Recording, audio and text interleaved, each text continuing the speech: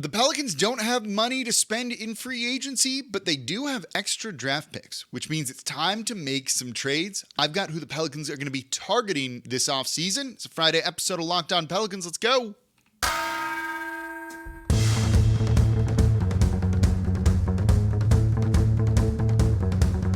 You are Locked On Pelicans, your daily New Orleans Pelicans podcast, part of the Locked On Podcast Network, your team every day. Welcome to another edition of Locked On Pelicans, the daily podcast covering your favorite team, the New Orleans Pelicans and NBA, part of the Locked On Podcast Network, your team every day, available wherever you get your podcasts and available on YouTube. I'm your host, Pelicans Insider, credential member of the media, Jake Madison, at NOLA Jake on Twitter. Here with y'all on this Friday, we're going to start looking again towards the offseason Pelicans trade targets. I've got about 6 names or so for you. Let me know in the comments down below who your top trade target for the Pelicans is. Is it one of the names on the list? Is it someone else? And of course, thank you for making Locked On Pelicans your first listen today and every day. We're here Monday through Friday for y'all, breaking down everything you want to know about this Pelicans team. No one else comes to you Monday through Friday like this. If you want to support the channel, become an everydayer. We're completely free. We're here. You can listen every single day and comment down below on YouTube. 2 biggest things you can do to support the channel. Also support Locked On Saints as your second listen. It's the NFL draft last night of the first round. I'm recording before this. I don't know what the Saints are going to do yet, but I'm going to be listening to Ross Jackson at Locked On Saints to make sense of it. I don't know. Feeling a trade up because that tends to be what they do. Okay. Trades, right? Trade up, trades, Pelicans. Perfect kind of segue here. We're going to look at some realistic trade targets for the Pelicans. I'm not going to mention, outside right now, Luka Doncic, because that's not going to happen, right? Jaylen Brown is not going to be a realistic trade target for the Pels. Any of those kind of big names, that's not going to happen. Shai Gilgeous-Alexander, probably untouchable. Brook Lopez, who I think is going to re-sign, in theory could be reassigned and trade. He's a free agent, not a realistic name. So I'm not going to waste your time with those. Let's look at realistic names here. So before we do that, and I throw the first name at you, almost all of these deals are going to require the Pelicans paying the luxury tax if they want to really be competitive this year, because you're likely going to need to do, if you're not including CJ McCollum, Brandon Ingram, or Zion Williamson in a trade, you're going to have to send multiple guys out to make up for some of the salary. So keep that in mind too, which might mean maybe they're not actually realistic trade targets, but it depends on ownership. So I've identified 3 areas, and if you're an everydayer, you've heard me mention this a lot on the show. You need more offense, whether it's shooting or a bucket getter or creation. You need another big man that can do some things, and maybe a point guard. And they can kind of be combined, right? Shooting and a big man can work as one. A point guard and shooting can also work, any of those things. So offense, I think one of the first guys they've got to look at, and I've come around on this player, is Jordan Clarkson of the Utah Jazz. If you can get his buy-in to come off of the bench after starting basically all of last year for the Utah Jazz after really being in a 6-man role, this is a dude that I think can really help them. How many times did we see just 4 non-offensive players and BI out there on the court because there was just no other offensive player to put out there, really? This helps you eliminate some of that. Dude's just a bucket getter.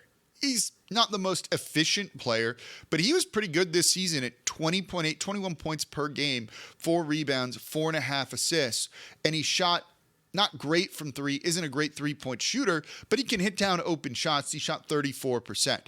He should be attainable, especially for a first-round pick from the Utah Jazz. I'm sure they like him, but clearly they're not going to try and be as competitive next year, I think, as they were this year. I think they surprised themselves, didn't really go for it at the end of the year. So I think they're going to look to move on from him. A first-round pick and some salary filler should be able to get a deal done. It might need to be an unprotected pick, but the Pelicans have extra picks. Use those Lakers picks, use those Bucks picks, really the Bucks picks, which maybe have a little bit more value than they would have otherwise with the way the Bucks just completely flamed out of the postseason. But you just need a dude that can score at times and to take some of the pressure off of Zion or BI, whoever's kind of out there on the court by themselves, which will still happen even when everyone's healthy.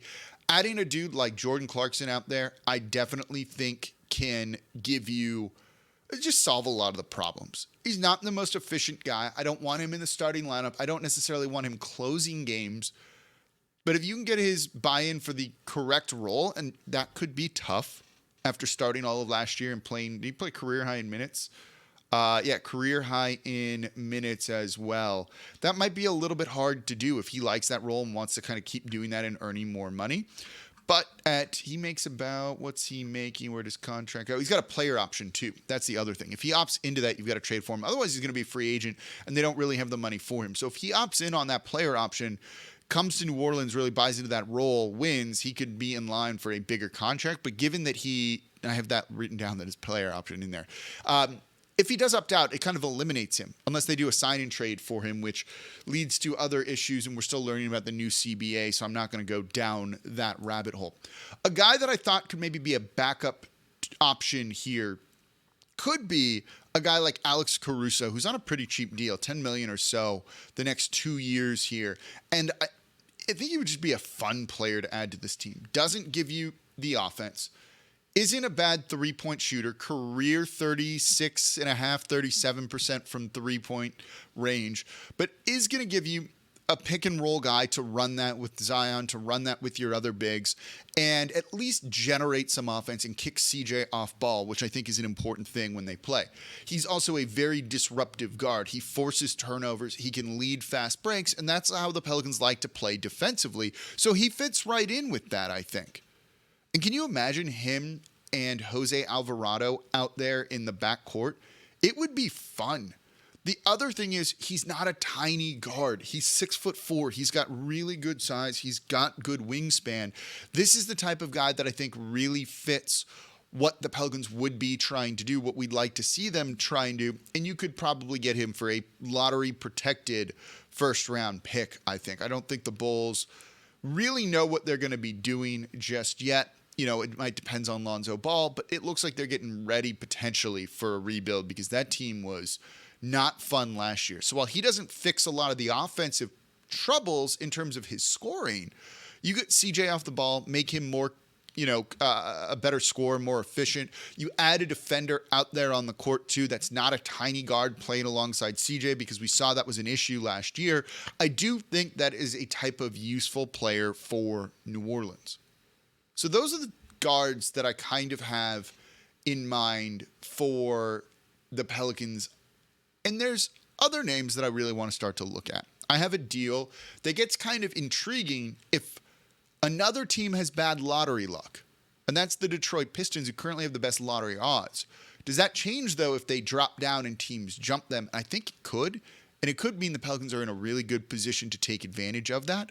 But maybe not exactly what you're thinking. Let's break that down coming up here next in today's episode of Locked On Pelicans. But before we get to that, today's episode of Locked On Pelicans is brought to you by the Nissan's most electric player of the week, presented by the all-new, all-electric 2023 Nissan Ariya. Look, I'm not going to even give this to a Pelicans player because they're not playing. I want to give this to Trae Young. Did you see the performance that he had against the Celtics to force an extra game? And I'm recording this before he plays, so maybe he's not good anymore, or maybe he still is.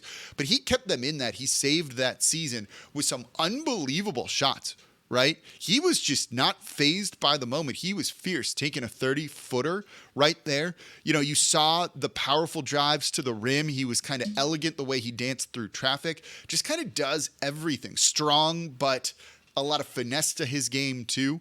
Just like the all-new, all-electric 2023 Nissan Ariya, which packs pin-to-your-seat power and premium intelligence all in one EV. The all-new, all-electric 2023 Nissan Ariya, the EV for people who love to drive. Shop now at nissanusa.com. And today's episode of Locked On Pelicans is also brought to you by BetterHelp. You ever have a moment where you just kind of like learn something about yourself and it changes the way you think? It changes kind of the way you approach your life. Getting to know yourself can be a lifelong process because, We're always growing and we're all changing. And therapy is all about deepening your self-awareness and understanding, because sometimes we don't know what we want or why we react the way we do until we talk through things. And BetterHelp connects you with a licensed therapist who can take you on that journey of self-discovery from wherever you are. I've actually used BetterHelp. I've used therapy for a number of years. It helps you grow. It helps you just figure things out. Life doesn't come with a manual that you can just look at and see what you need to do when things get rough. And therapy and BetterHelp in particular make it really easy to get through those type of moments. So if you're thinking of starting therapy, give BetterHelp a try. It's entirely online, designed to be convenient, flexible, and suited to your schedule. You just fill out a brief questionnaire to get matched with a licensed therapist, and you can switch therapists at any time for no additional charge. So discover your potential with BetterHelp. Visit BetterHelp.com/LockedOnNBA today to get 10% off your first month. That's BetterHelp, HELP.com/LockedOnNBA.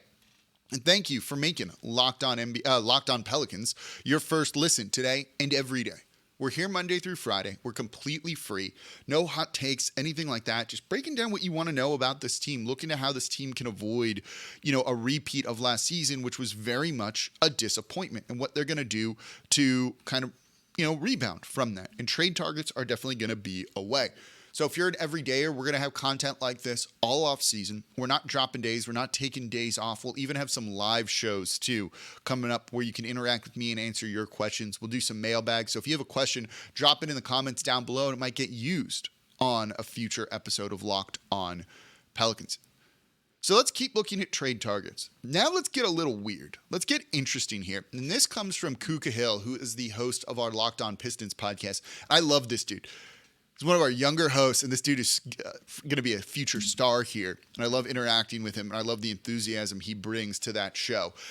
And he sent me a message. He sent all of our hosts a message of, if the Pistons had the worst lottery luck possible and dropped 4 spots, meaning they dropped to 5th, that's the furthest down that they could go, what would I, if I were running the Pelicans, be willing to trade for that 5th overall pick? Throw a deal out there. And I hadn't really thought about this. So it's a worst case scenario for the Pistons where, okay, we're not getting Wemby, we're not getting Scoot, and that's probably not even who they'd take at number 2. We don't particularly love any of the fits with some of the guys there at 5. Let's just trade the pick and kind of go all in and maybe try and win now around Cade Cunningham, around Killian Hayes, and some of the other younger players that they have. And I like that idea. I think you should always try and be winning. So what would a deal be? And what I threw out to him that I thought was fair, it took me a second to really think about, was something that's a bigger deal, right? The 5th pick for the Pelicans, drafting a guy, and I have a guy in mind, I'll say his name in a minute. It's tough, right? This is a team that's trying to be competitive now, so the 5th pick doesn't necessarily do that for you if you're giving away a good player for it, which it's the 5th pick you're going to need to do. So what I said was maybe a larger deal. It would be Bojan Bogdanovic and the 5th pick for CJ McCollum and Herb Jones. Let's say you get your aging vet that can really help you win now and be a good veteran presence in the locker room, and you get a defender that can really elevate the game of those guys. The Pelicans get a wing shooter in Bogdanovic, who has done well for his career. That's going to fix your offense, right? This is a guy who last year averaged 21.6 points per game and shot 41% from 3. He's a career 39.4% shooter from deep. He can handle the ball just enough. You can bring him off the bench. You can start him. Either one, I think, would work well for the Pelicans. It's not horrible defensively. It's not good either. And the salary isn't too bad. The Pelicans would actually be saving money here, as he's going to make $20 million next year and then $19 million the year after that. So this is one of those few that helps you with some of the luxury tax concerns. I would hate to say bye to either of CJ or Herb Jones, but you get Bogdanovic, who just fills in that CJ role perfectly, and then you get the 5th pick. And it also might depend on who's available at the 5th pick, but what if you are able to draft a guy like Amin Thompson from the Overtime Elite? His brother, Zer Thompson, is in there too, but Amin is maybe the best passer in this draft, the second best passer in this draft, particularly with good size too at 6'7". He averaged 20.8 points per game last year, 8 rebounds, 7.9 assists. He can be a menace defensively. He's more of a backcourt player than a wing, I think. I love the idea of him on this team. He doesn't project to be a good three-point shooter. That's a problem in my opinion. But man, everything else he does, if you want a pure point guard or a guy kind of in that mold that I think has a higher ceiling than Dyson Daniels, it is most definitely Thompson. And so if I could do that deal, Bogdanovich and Thompson for CJ and Herb, I'd probably pull the trigger on that one, to be perfectly honest with y'all. So I think that gets interesting, but you need a little bit of help. You know, Bogdanovich is going to be there for the Pelicans if they want him. That's definitely a trade target for them. But why not expand that deal if things go really wrong for Detroit and you can kind of take advantage of their misery? You know, another guy you could look at that kind of fills a similar role to Bogdanovich and a guy I'm very, very high on, and you wouldn't need to give up as much as you would say for Bogdanovich in a bigger deal like that, is Gary Trent Jr. He's got a player option next year for $18.75 million. If he opts into that, you got to trade for him. Could be a free agent, but again, the Pelicans don't have money to spend in free agency, really, so they won't be able to get him. What I love about Gary Trent Jr. is he's talked about it. He doesn't mind coming off the bench. Says he kind of likes it too, even though he hasn't been doing that a ton in Toronto. Earlier in his career, he did. He's a good enough three-point shooter, 37% from three last year, 38.4% for his career, 17.4 points per game, can give you a couple of boards, doesn't really handle the ball. But he's a guy that can score and space the court and has good size out there on the wing or at one of the guard positions. I think he could kind of be a backup if you... He'd cost more, I think. Maybe, I don't know if he'd cost more than Bogdanovich. Maybe he would. If you're looking at 1-to-1, Bogdanovich to Gary Trent Jr., I think they're probably about even. Maybe Bogdanovich would actually be a little bit cheaper. Different when the fifth pick is involved. But either of those guys, I think, really kind of plugs a hole and fills a need for the New Orleans Pelicans. So we've looked at guards. We've looked at some guys on the wings. Now we need to look at bigs. And I got two names, both of whom I do think are realistic, both of whom present challenges for the Pelicans. This is where you want to really start to remake the roster. What do? I got some names coming up for you. Yeah, Kristaps Porzingis is on there too, along with another name that you've heard that I have come around on a good bit as well. That's coming up here next in today's episode of Locked On Pelicans. Before we get to that, though, today's episode of Locked On Pelicans is brought to you by eBay Motors. I work on all my own cars. I talked about it yesterday on the show. Put on 4 new rotors, 4 new brake calipers, new brake lines, new brake pads, everything into the 1976 Corvette. You should have seen how disgusting my hands were. And it was awesome because all the parts fit perfectly. Everything was super easy. Honestly, it took me less than 2 hours to do all of that. And that's because when you go to eBay Motors, you're going to find parts that fit. With eBay's guaranteed fit, you can be sure every part you need fits just right the first time around. You're not trying to jam something in there, something that's not off by a couple of millimeters or an inch, which means it all doesn't work. You just add your ride to My Garage and look for the green check to know the part will fit or your money back. And when you shop with eBay Motors, you have access to over 122 million parts to choose from, so you're going to be back cruising around in no time. It's really easy to do the work on the car when everything fits perfectly and the prices are right. So get the right parts, the right fit, and the right prices on ebaymotors.com. Let's ride. eBay Guaranteed Fit only available to U.S. customers. Eligible items only. Exclusions apply. And thank you for making Locked On Pelicans your first listen today and every day. We're here Monday through Friday for y'all, breaking down everything you want to know about this Pelicans team. Trade targets, free agent targets, what the Pelicans need to do. We've looked at assistant coaches and everything.